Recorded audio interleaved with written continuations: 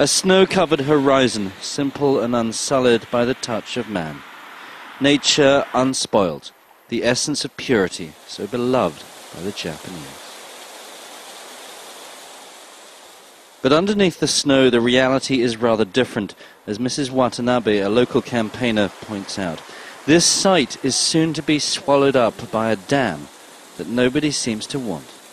Looking out at all of this, what's the one thing that you think's the greatest loss? If the dam is built, everything you see here will be gone. Where we are standing is also going to sink underwater.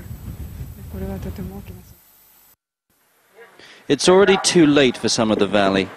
Mountains are being dynamited, the rivers fenced in, the valley walls reinforced in case of landslides and earthquakes.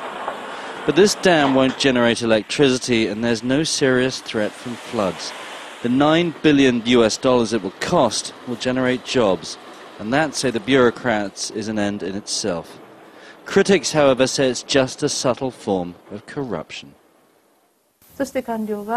The bureaucrats and politicians often move on to jobs with the construction companies involved with these projects. And because of the vested interests of these three groups, it's very hard to stop these projects once they've been approved. The local town was once famous for its onsen, or hot spring baths. Now, however, with virtually everything below 586 meters to disappear, most have closed down and the owners have moved on. We asked to speak to the politicians in Tokyo in charge of the project, but no one, it seems, wants to take responsibility for this mega project.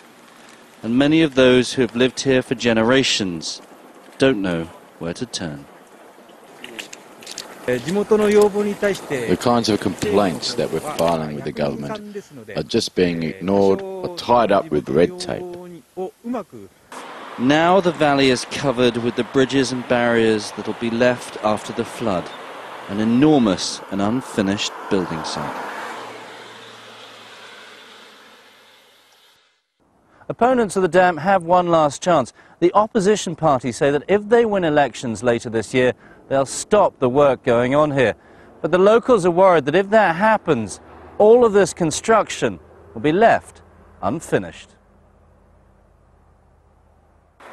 Ironically, the dam construction has unearthed artifacts dating back 800 years, some of the oldest finds in Japan, which are now likely to be lost forever.